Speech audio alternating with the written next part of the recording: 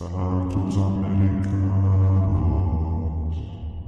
Seja bem-vindo a mais um pós-jogo do Santos Americanos. Eu sou César do perfil Decas Web e hoje vamos falar da nova derrota do América pela Série B, desta vez contra o Novo Horizontino. Para enviar a sua mensagem, se inscreva no canal e ao comentar, aproveite para deixar o seu like. A opção inscreva-se fica no canto inferior direito da sua tela. Bom, neste final de semana nós tivemos mais uma partida do América pela Série B, dessa vez enfrentando o Novo Horizontino, e infelizmente, mais uma vez, mais uma derrota do América, jogando fora de casa, e na mesma semana, né, havia perdido para o Atlético, uma partida bizonha, e agora perde para o Novo Horizontino, que a gente vai destrinchar no episódio de hoje.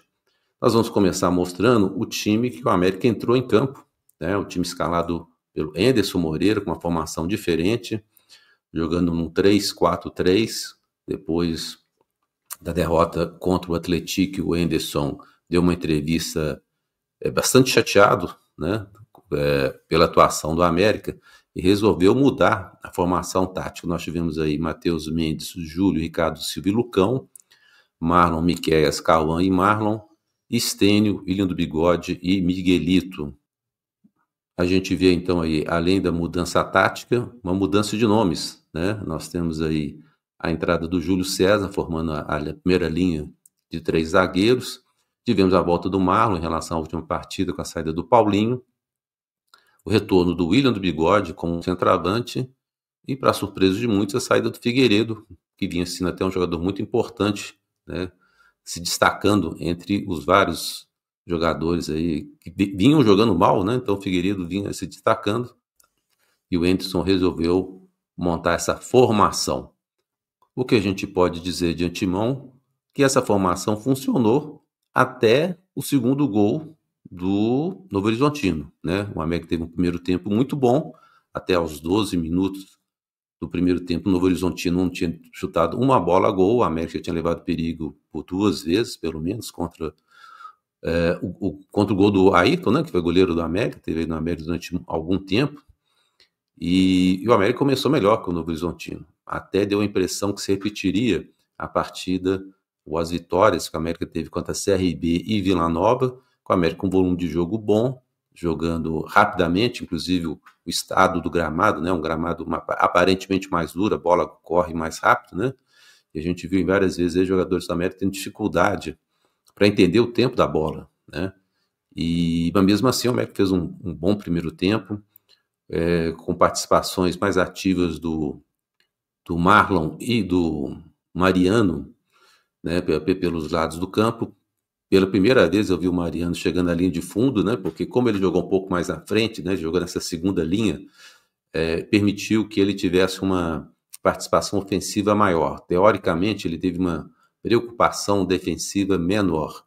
Então nós tivemos aí o Júlio fazendo esse lado direito, que já tinha feito algumas partidas como lateral direito, e aí ele deu essa retaguarda para o Mariano jogar um pouco mais à frente, que às vezes até funcionou, né? Eu acho que o Mariano, eu já tinha até citado aqui no Santos Americanos, que talvez seria o caso do Mariano jogar um pouco mais à frente, já que ele não consegue, né? Está com 38 ou 39 anos, ele não consegue mais de uma linha de fundo a outra, então ele sempre fica entre intermediários, né? E quando a gente viu, às vezes, né, que o América foi atacado pelo lado dele, ali, pelo lado direito, o Mariano demonstrou toda a sua dificuldade de marcação, fraco, lento, mas a gente vai comentar isso mais à frente. A novidade, como eu disse, né, foi a entrada do Estênio, né, ou a permanência do Estênio, porque o Enderson tirou o Figueiredo, né? O Figueiredo tem feito boas partidas, mas contra o Atlético em especial ele foi muito mal. E talvez tenha sido isso aí que tenha feito o Enderson tirar o Figueiredo, que acabou entrando no segundo tempo, né? O William do Bigode voltou fazendo aquele papel que normalmente ele faz, quase que decorativo, mas depois acabou perdendo um gol no início do segundo tempo, uma coisa impressionante. Inclusive, o que a gente tem que destacar nessa partida, né, é que o América criou muitas chances de gol mais uma vez, né, teve oportunidades de sair na frente, com um belo chute do Cauã Barros fora da área, bateu no travessão, Depois o Cauã Barros tentou de novo um outro chute de fora, não conseguiu. E na terceira tentativa dele, o Cauã fez o primeiro gol da América. Primeiro e único gol da América, né? Individualmente, talvez tenha sido o melhor jogador do América, o Cauã Barros, acabou sendo substituído no segundo tempo, talvez também em virtude do cartão amarelo que ele tinha. E a gente viu um ataque com o Miguelito muito apagado pela qualidade que ele tem, pelo futebol que ele tem. Me parece que o Henderson não quer colocá-lo nessa segunda linha em virtude de um certo receio do Miguelito não ser um jogador muito marcador, que é o mesmo caso do Elisari. Então, para ele não perder um jogador da qualidade do Miguelito, ele prefere colocar o Miguelito jogando como um extremo, ao invés de utilizá-lo como um jogador, um antigo ponto de lança, como um camisa 10. E ali, exprimido no canto, né, no canto esquerdo, como ele jogou contra o Novo Horizontino, ele perde um pouco, ou perde muito da sua capacidade, né, fica com espaço reduzido, e fica mais difícil, inclusive, para ele cortar, né, para dentro e chutar a gol. Pelo lado direito, a gente teve o Stênio, aquele jogador que a gente já conhece pela sua individualidade, né? E não é um jogador definidor, né? Eu acho estranho que jogadores, né, que atacantes, né, tenha tanta dificuldade e que façam tão poucos gols, né? Como é o caso do Stênio. É um jogador que tem até um drible bom, né? Tem velocidade e quando chega à frente do gol eles amarelam. Né? O gol que o William do Bigode perdeu no segundo tempo foi mais ou menos isso. Por mais que a gente critique o William do Bigode, e podemos criticá-lo porque ele perdeu um gol incrível, na verdade, naquele lance ali, o Stênio também adiantou demais a bola e acabou perdendo o que seria o segundo gol do América. Vamos falar individualmente de cada jogador aqui. Nós tivemos o Matheus Mendes no gol, mas uma partida fraca do Matheus, né? A gente não pode dizer que os gols foram culpa dele, mas é impressionante como é que o Matheus, que começou muito bem pelo Campeonato Mineiro, lógico que é Campeonato Mineiro, ele não vem se destacando, ele não tem salvado o América, né? O América durante muito tempo teve o Cavicchioli, o América já teve o João Ricardo, o América já teve tantos goleiros bons que em momentos difíceis esses goleiros salvavam o América. E o Matheus Mendes não. Né? Essa partida especialmente, eu não lembro de nenhuma defesa difícil do Matheus Mendes, e as 3 bolas que foram a gol, tá certo, como foi pênalti, né? Mas mesmo no pênalti, eu acho, né, que ele pulou muito antes, né, que facilitou a cobrança do atacante do Novo Horizontino, mas assim, o Matheus Mendes não está fazendo diferença, né? Eu sempre digo que um time para ser competitivo precisa de um goleiro muito bom e um artilheiro. E hoje o América não tem nenhum desses 2 jogadores, né? O Matheus Mendes não é um desastre, mas também não está muito acima, né, do que a gente tinha aí, ou teve aí no ano passado, por exemplo. Além de zaga com o Júlio, Ricardo Silva e Lucão, não sei se essa ideia do Henderson foi para ter uma defesa um pouco mais forte, ou se foi para liberar o Mariano, que me parece ser um homem de confiança do Henderson, né, pela capacidade técnica que ele tem, e não é um bom marcador. Talvez tenha sido uma opção aí do Henderson para encorpar essa defesa do América. E o que a gente viu, especialmente até o segundo gol do Novo Horizontino, que é um time mais compacto, as linhas mais próximas, né, o que dificultou bastante o trabalho do Novo Horizontino. Mas o Júlio César, ele não é um lateral de ofício, ele é um zagueiro e ele não tem essa capacidade de drible que ele acha que tem, né? E várias vezes ele tentou dar caneta em jogador do Novo Horizontino, ele tentou dar gaúcho em jogador do Novo Horizontino, e ele não tem essa capacidade, né? E acabou gerando um cartão amarelo para ele e gerou alguns contra-ataques, né, a favor do time paulista. Então achei que o Júlio César, que a gente tanto pede aqui, que a gente fala que tem que colocar o Júlio, que é uma esperança de renovação da zaga, talvez até uma esperança de uma negociação, né, colocando um jogador da base do América para jogar, né, um jogador muito novo ainda e tal. Na verdade, quem viu o jogo do Júlio César contra o Novo Horizontino deve ter ficado decepcionado, porque ele não foi nada daquilo que a gente imaginava e pensa dele, né, que ele pode fazer. Ricardo Silva e Lucão é aquela zaga que a gente já conhece, com qualidades e defeitos, e um dos defeitos que o América tem apresentado é os lançamentos, né? do Ricardo Silva e do Lucão. Veja só que ponto nós chegamos, né? 2 zagueiros sendo os jogadores, armadores de jogadas lá de trás, muitas vezes pela falta de criatividade desse meio de campo que o América tem jogado. Nem Miqueias e nem Calambá são jogadores criativos, né? Não são jogadores que formam jogadas, né? Marlon e o Mariano também não fazem isso, o Mariano um pouquinho mais, né? Mas é muito na base do cruzamento, né? Do passe um pouco mais longo. E, na verdade, o que está acontecendo é que o Lucão e o Ricardo Silva, quando não tem quem retorne dessa segunda linha para pegar a bola e levar o time para frente, eles são obrigados a dar chutões, né? De uma forma quase constante para o Stênio, né? Que é um cara mais rápido, né? Um atacante mais veloz. Então, quando as linhas do adversário estão muito em cima, eles dão um chute para frente. Eu vou chamar de chute, mas para mim não é lançamento, e muitas vezes essas bolas acabam saindo pela linha de fundo, linha lateral, e não surte o efeito, né? Na segunda linha, né, com o Miqueias, o Cauã, Mariano e Marlon, o que a gente viu também foi um bom jogo do Cauã, como eu já disse, o Miqueias sempre caindo mais pelo lado direito, teoricamente para ajudar Mariano e o Júlio César, e o Cauã Barros para ajudar mais o Marlon e o Lucão. Mas o Miqueias fez um jogo regular, né? sem grande brilho, o Cauã melhor. O Mariano, na parte ofensiva, esteve bem, né? Pelo menos em relação às últimas partidas que ele fez, que ele nem ia ao ataque, né? E o Marlon, uma partida à la Marlon, e a gente vai comentar daqui a pouco sobre o pênalti que ele cometeu. Stênio, muita velocidade, individualismo, William do Bigode. Às vezes a gente pode dizer que ele é muito esforçado, né? Mas quando tem chance de fazer gol, chutar gol, chuta muito mal. E Miguelito apagado pelo futebol que a gente sabe que ele tem. Nós vamos apresentar aqui agora a estatística do jogo, né? Para a gente ver como é que foi o desempenho de um time e de outro. No final das contas, aí, o Novo Horizontino teve uma maior posse de bola, com 54% contra 46% do América.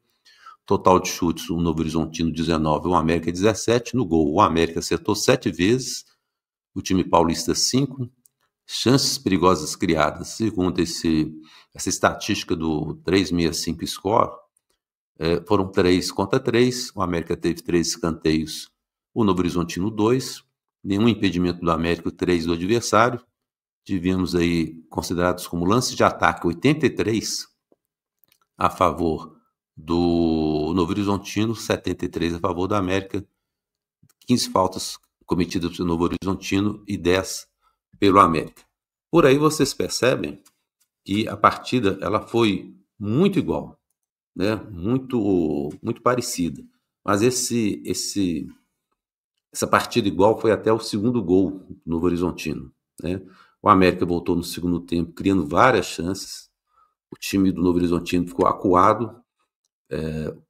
Humberto Lousa, que é o técnico do Novo Horizontino, não tinha feito nenhuma substituição no intervalo. Com 8 minutos, quando ele viu que o América estava em cima e estava fazendo uma pressão muito grande em cima deles, ele trocou 2 jogadores com 8 minutos do segundo tempo, demonstrando que o América tinha voltado melhor.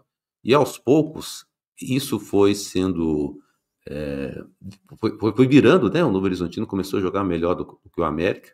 O América parou de criar chances de gol. E as substituições, né? O técnico paulista foi fazendo as alterações e o Enderson ficou parado, né? Não mudou o time, né? E para vocês terem ideia, né? As substituições do América, saiu o Stênio para entrar o Figueiredo já com 20 minutos do segundo tempo. As outras substituições que o Enderson foi fazer, já foi faltando 10 minutos para acabar o jogo. Tirou o Mariano, colocou o Joseph, tirou o Cauã Barros, colocou o Elizari. Aí passou mais 7 minutos, colocou o Breno Teixeira no lugar do Miqueias e tirou o Miguelito, colocou o Felipe Amaral. Substituições que ele poderia ter feito até há mais tempo, né? Porque o Miguelito estava mal, o Stênio eu achei até que ele saiu um pouco mais cedo, poderia ter ficado um pouco mais. Mas também, assim, aqueles que entraram, né, não entraram bem, né? O Figueiredo não entrou bem, né? De uma forma incrível. O Figueiredo teve uma queda de produção nas últimas 2 partidas. O Joseph, que é um jogador que a gente também já pediu, que é um jogador mais vamos supor, mais agitado, né? Que é um jogador mais rápido, é um jogador que sassarica bastante e tal. Também não ajudou muito. O Breno Teixeira é uma coisa impressionante, né? Eu acho que o Breno Teixeira nem pegou na bola, né? Ele tem entrado também em cada roubada, porque ele entrou já com 87 minutos, né? As duas substituições, as últimas substituições do Enders foram aos 87, aos 42 do segundo tempo. Entrou o Felipe Amaral, o Breno Teixeira. Assim, dá certo que o jogo teve 6 minutos de adicionais, né, no final do segundo tempo, depois passou para mais 2, em virtude de toda a sede, toda a confusão que o time do Novo Horizontino causou. Mas assim, você também colocar o jogador faltando 3, 9 minutos, né, se a gente tomar alguns adicionais, é muito pouco tempo, né? Mas o Breno Teixeira vai sair do América sem fazer gol, né? Se ele fez um gol na carreira, ele vai sair do América sem ter feito o gol. E a expectativa aí com as novas contratações do América é que ele nem jogue mais daqui a pouco, né? Assim como é o David Lopes, assim como é o Renato Marques e outros centroavantes aí que o América trouxe ou manteve para essa temporada. Uma partida muito fraca também do Elizari, que entrou bem contra o Atlético, né? Mudou até a forma de jogar do América no segundo tempo contra o Atlético, mas contra o Novo Horizontino também não entrou bem, tentou fazer alguma coisa, já não tinha mais espaço e também não tinha com quem jogar, né? Que quando você tem aí um time desconectado, né? Ele já entrou contra o América, já perdia por 2-0. O Elizari também pouco pôde fazer, né? Me parece que o Elizari e o Miguelito sofrem do mesmo problema, jogadores de qualidade técnica boa, mas como não são marcadores, né, eles acabam sendo preteridos, né, às vezes, nas suas posições de origem, com o receio que o time tem aí, do Anderson tem, de que eles não façam uma marcação mais forte, vamos dizer assim, né? Ele acaba privilegiando jogadores de marcação, e como Calma Barros, como Miqueias, como Calma Diniz, o Felipe Amaral, né? Que são jogadores mais de marcação. Nós vamos ver aqui os lances dos gols, né? Que o América fez. Na verdade, os lances dos gols que o América sofreu, né? O gol do Calma Barros. Naquele momento, a partida era mais ou menos 30 minutos de jogo, né? O Calma Barros fez uma bela cabeceada, né? E depois, quando o América tinha um domínio do jogo, o Marlon resolveu fazer aí um pênalti que a gente já viu o Marlon fazer esse pênalti, né? Lances iguais a esse várias vezes, né? Quantas vezes a gente já viu o Marlon se enrolar com o adversário, né? E no caso aí vocês estão vendo aí como é que o Marlon estava longe da área, ele e o atacante do Novo Horizontino, né? Os dois estavam longe da área, o Marlon esperou até o jogador do Novo Horizontino entrar dentro da área para fazer o pênalti, naquele trança de perna, né? Possivelmente ele ficou com medo de ser novamente expulso aí, né? Fazer uma falta por ser o último homem da linha de zaga aqui, né? Que isso pode ser até questionável, porque, como vocês estão vendo aí, tem um Ricardo Silva e o Lucão mais à distância, né? Mas talvez com esse receio, né? De fazer a falta e ser expulso, ele acabou cometendo pênalti, né? O que é muito pior. Então aí uma falha, né, do Marlon, mais uma falha do Marlon, mais um pênalti do Marlon, né, que está virando coisa corriqueira. Pelo menos a cada ano ele deve fazer 1 ou 2 pênaltis por temporada. No segundo lance do segundo gol, é o lance que a gente pode ficar mais em dúvida. Eu mesmo parei essa imagem algumas vezes, né, e ficou muito duvidoso essa linha, né, do momento aí. Mas quando a gente olha bem de perto pelas linhas vermelha e azul, a gente percebe que tem um pezinho ali no meio ali se não me engano, do Lucão, que dá ou daria, né, condição ao jogador do Novo Horizontino. Uma jogada boba, né, que o América deixou acontecer, sendo facilmente envolvido. Olha a quantidade de jogadores do América dentro da área, na jogada, olha a quantidade de jogadores do Novo Horizontino, e mesmo assim o América conseguiu, né, permitiu, né, que saísse o gol dessa jogada. Depois do jogo, o Anderson deu uma entrevista criticando a arbitragem, falando que deveria prevalecer o que o Bandeirinha marcou e tal. Mas nesse ponto aí, o Anderson, para mim, está equivocado, né, porque o VAR, né, foi criado justamente para tirar essa dúvida, né? Não tem como. Se fosse a nosso favor, né, a gente com certeza estaria pedindo para ser observado o VAR, que o VAR mostrou que estava claro e tudo mais e tal. Então me pareceu uma desculpa não muito certa, né, vamos dizer assim, do Anderson, né, justificar isso, que deveria ser atentado, né, para a marcação do bandeirinha e não do VAR. E no terceiro gol, né, mais uma falha da defesa do América, uma cobrança de escanteio.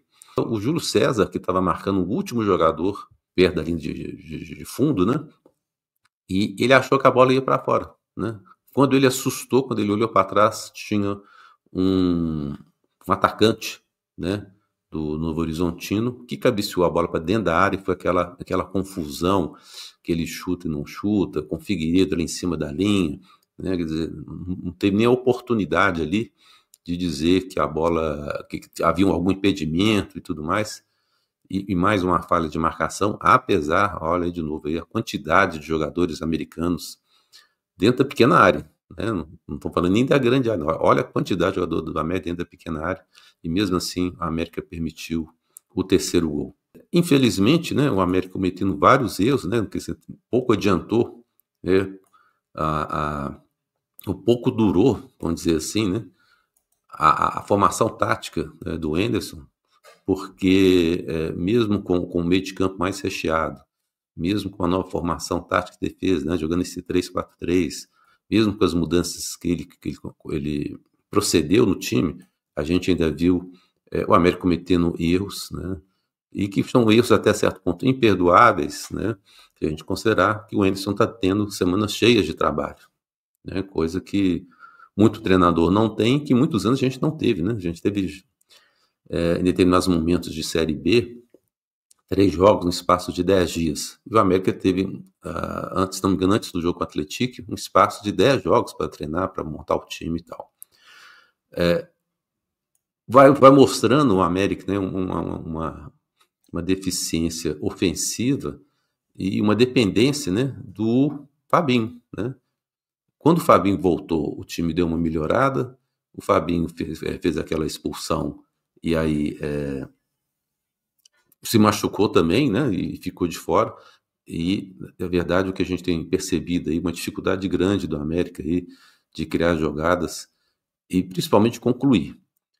Essa semana a gente viu aí os comentários, né, as informações que o América está trazendo, a gente até comentou no episódio passado, o Facundo Labandeira, né, e também trazendo o Weber, que é um jogador que está no futebol árabe, já rodou o mundo todo aí, os mais diversos países da Europa, e ele está vindo, ou teria já acertado com a América. O Facundo Labandeira foi até no jogo, né? Foi até Novo Horizontino, até Novo Horizonte, né? Para quem sabe participar desse jogo, não foi registrado a tempo pelo BID, não foi liberado, e aí ele, inclusive, assistiu o jogo lá do estádio, né?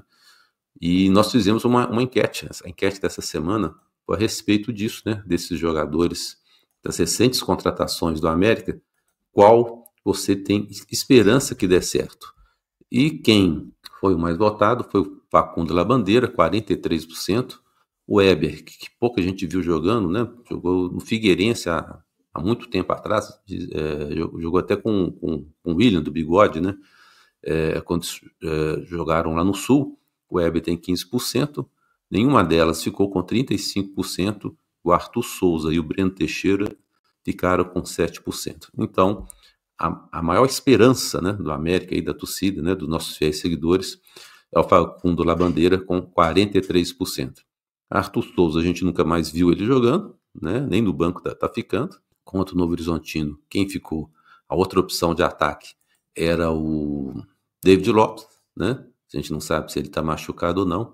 E o que a gente espera é que o América acerte rapidamente, né, com essas contratações, que esses jogadores especialmente aí consigam entrar no América e acertar esse ataque do América, né? Que pelas quantidade de gols que o América criou, né, o América poderia ter tido uma sorte melhor, porque fez, como eu disse, um bom jogo, até no primeiro tempo um jogo bastante igual, mas com predominância, ao meu ver, do América. Depois do gol, o jogo ficou mais igual, o gol do Novo Horizontino de empate, No segundo tempo, o América começou muito melhor que o Novo Horizontino, com 15 minutos de jogo, com as mudanças, né, que foram efetuadas pelo treinador adversário. O time deles melhorou, né? E depois do segundo gol, aí pronto, aí dançou tudo. O time do América caiu demais de produção e não conseguiu, né, manter aquele nível de jogo que ele estava tendo, pelo menos competitivo, né? Tecnicamente, a gente pode falar, não, tecnicamente o time não é isso tudo, né? Embora tenha feito boas jogadas, né? Boas trocas de passe e tudo mais. Mas com a América poderia ter jogado um pouquinho a mais depois do segundo gol, né? O América poderia ter tido um outro tipo de reação e aí o time caiu. O time caiu, desanimou, não teve forças, as alterações não funcionaram e o América perdeu de novo. Se você gosta de nos assistir, não deixe de dar um like e se inscrever no nosso canal no YouTube, mesmo que esteja nos ouvindo por um dos aplicativos de áudio que o podcast está disponível. Isso vai ajudar que o programa alcance um número ainda maior de torcedores americanos. E se você quiser colaborar com a manutenção do canal, o nosso Pix é podcastsantosamericanos@gmail.com da Caixa Econômica Federal. Você também pode nos ajudar apontando a câmera do seu celular para o QR Code que aparece na sua tela durante o programa. Bom, por hoje é só. Muito obrigado a todos que assistiram até aqui. Na semana que vem estaremos de volta no sábado, fazendo pré-jogo contra a Chapecoense. Abraços a todos e até lá. Santos